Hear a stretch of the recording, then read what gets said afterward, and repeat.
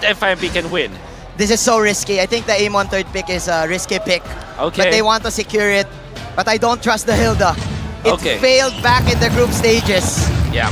So I think we all know the script already. Blacklist will win, but I'm simping for FIMP, bro. Okay, very well. Abstract, take it away. Ladies and gentlemen, as we make our way in to the land of dawn, who's the one that will come up early? Is it gonna be the Ube team, or would it be the aggressive Turkey? Well, let's see how this early game actually goes out. I mean, if Yue ends up dying here, that's probably going to be a very clear victory towards Blacklist International. But knowing how, to FIMP. But generally speaking, the way that we should be looking at this is especially when it comes down to these neutral objectives, right? Hilda is not really going to participate in the majority of these team fights, but is then looking for information, trying to make sure that Blacklist International, especially for their mid laner Yue, to continuously be pulled to a different direction. I mean, when we are looking at Edward, he is the master of his lane. The least amount of death amongst all the players. And I gotta have to say, Edward, he knows exactly what he's looking out for. In this current lane matchup, he doesn't really want to go to all-out aggressive against the Gloom, but really just all about the lane priority and wanting to get back with his entire team. Yeah, actually. Speaking of which, I mean, I'm getting a lot of flashbacks from that Todak against Echo matchup and Blacklist matchup. And honestly, when I see this Hilda into the Diggy, and especially with Oh My Venus playing on that impure range, you know that the Queen just wants to stack. Okay, well, right now there's a taunt already. Wise gonna be able to dish some damage out right there, but Endless Shards actually connects onto Edward, who just soaks it in. No damage, just practically tickles him. As both teams just disengage, not wanting to go for a skirmish, but just as I say it, Alien's gonna be engaged on Alien, jumping back with the slam, pass, but Alien's gonna be stunned up in the Brave Spider, the Abrasion's cracked as well.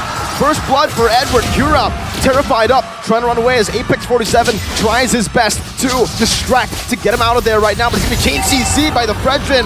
The sprint is not ready, and it's gonna be Blacklist International with a clean 2-0 start. Now this is when we talk about lane matchup, especially micro. The fact is that Edward was already level 4, and unfortunately Blue was not in that same position. If you had the split, maybe something else, the occurrence could have been a little different, but the fact that they got 2 of those kills so early on, and a freeing neutral objective, that's going to be an early goal for Blacklist International to start pressing the advantage against some of the stronger lanes. Kira didn't even have his ultimate for that fight, unfortunately due to the fact that the Lapu pretty much quote-unquote baited it out and managing to dash out of the way right before the final shot hits it. So honestly, Kira not exactly very good for that fight. You can already see as well here, Wise trying to go for it. That's a red retreat by Kura to secure it. The over manipulation and Endless Shards locks Wise down. The mobility field is right there, but the time journey locks him, gives him some space to escape. Wise is gonna fall. Kazoo picks up the kills. Alien rotates all around, but he's gonna be killed here by the Brave Spider. A Terrify as well, but Alien almost gets out just barely, but Yue. Brilliant micro mechanics. Great job from Yue. I think he needed to make sure that that kill went back. If not, that lane would have been very, very skewed. And also, it allows him to kind of recover a little bit of that early game damage. Regardless, at the end of the day, when we're looking at the items, and more importantly, when we start looking at the emblems at this stage of the game, we hope that Kura is able to scale super fast. Because eventually, Wise is going to be able to get Radiant Armors, able to get Twilight Armors even. Oh, a quick steal! FIMP is still sticking over to their MO. With this lineup, they can afford to be playing very aggressively. Despite losing in the, or rather despite only having a 2-kill deficit, they still want to occupy the opponent's base as much as possible. They still want to inhibit the control of Wise as the main frontliner. Especially the fact that they were able to burn a battle spell, a very important one at that as well. Venus, the way he was able to utilize this Diggy up against Todak was getting in the right places at the right time with the Flicker. Now, Turtle's gonna be spawning in that Flicker is going to be on cooldown. So the clutch is disabled on this car, but at the end of the day, Oh My Venus just has to position a little bit more dangerously, right? Alien's totally fine. He's come to a point in the game where it's not Whoa! Wow, Kira even doesn't deal enough damage to take Venus down. Time Journey pop, the shielding is enough to get him out of there. As Kura tries his best to start this Turtle. Retribution not available for Wise, but it is for Kura. But it seems like Fireflux and PvP do not have that right now. Apex 47 is hunting Venus down. But it's going to be locked down, forced to use the sprint. It might just be a free kill over, and it will. The time bomb, the alarm bomb in the bush. This finds the kill back, and it's Blacklist once again with that lead.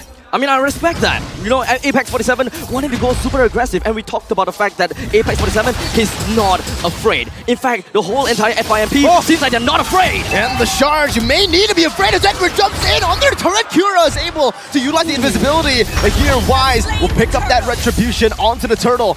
Neutral objective so far going all the way to Blacklist International. Kira's got to be real careful there. He should not have lived that at all. The fact that he went back in to greet out one auto attack nearly costed him his life. I think that's going to stick with him for now. In terms of item power spike, we are seeing the dominance ice as well as the Ice Queen Swan coming out of Kazuya. So it's going to help him really start chasing. But again, we're looking for that opening from FIMP. I think there's a very fine line between, you know, respecting the opponents and being aggressive, right? Because FIMP, I don't know where they are threading right now. They would want to squeeze a little bit of hits in, they would want to really overextend themselves, but somehow they're not exactly punished. Oh, Kira is being punished though. While you say that, Edward and Wise were able to just invade in the jungle. Now Apex 47, he might be a Hilda, but with those stacks in, Owl might just be able to slay him without the torn apart memory. That's a lot of damage from the Brody in the 5th minute of the game. Completely snowballing, 7-1. Yeah, they knew this rotation was going to happen. They already initiated one of their own to make sure that they are on the top side of the map, but you don't want to see this because it feels like right now, FIMP, whatever they do, they seem to almost be making the blunder, right? But Blacklist are the ones who are increasing the tempo. They are the ones, and especially with Psycho Fredrin, really pushing the pace. The tempo is really working very well from the side of Blacklist International, right? Most, if not all of their players from their side is levels above of FIMP.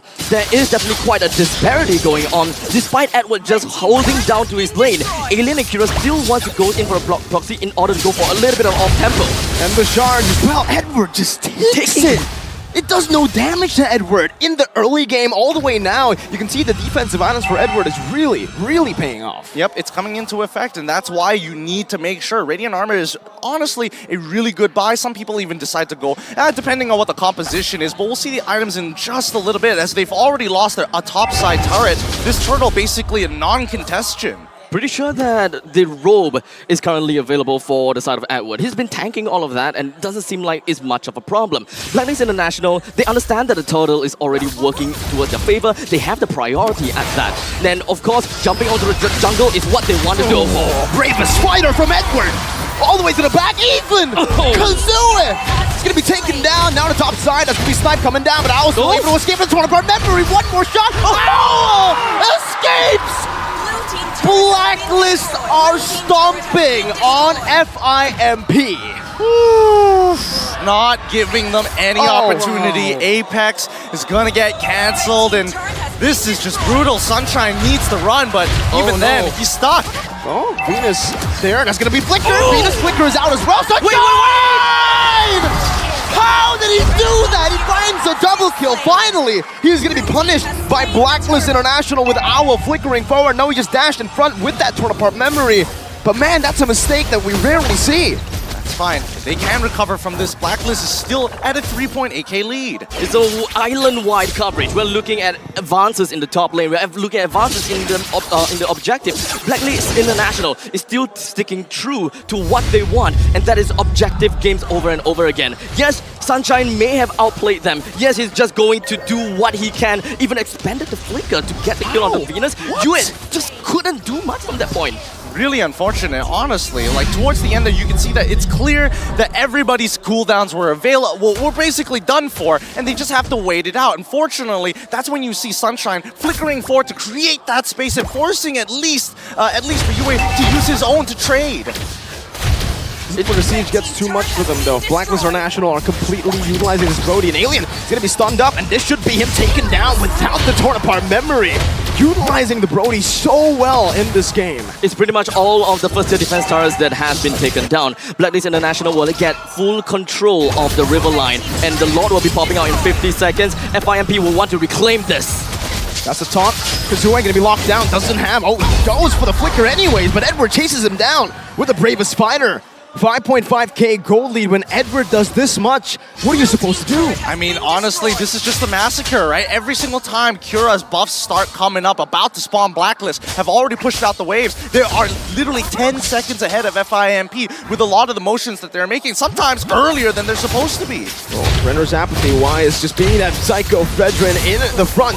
Taunting Alien up, that's going to be Edward with the Bravest Fighter. He's going to be disintegrated. An Owl in the back is going to be slain by the assassin Cura, but the Endless Charge was stolen away.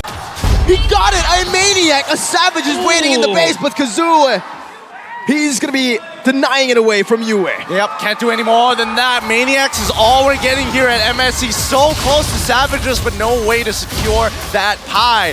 Now, as we look at this game, I think FIMP, unfortunately, yes, that was the correct motion. Cura is looking for that backline, looking to one-shot Owl as quickly as possible. But even then, the trades are so efficient, and with how the early game was actually played by Blacklist International, they maintained their lead. Even if they were at a 2k lead, it would only give them, what, 1,500 gold? Let's look at the replay one more time, because as we see Cura finding the angle on the left side of the map and even getting the flicker out of Owl, he one-shots him, but he's so out of position that there's nothing much they can really do. And as FIMP looking to trade back, they are behind. They are so far behind, in fact. It's really unfortunate that Beatrix thought that he would be safe within the RWM. And I totally understand, right? You brought down the win condition on the side of Blacklist International. There's not going to be a lot of threat. But one thing that FIMP forgot is the fact that there is a 7k deficit.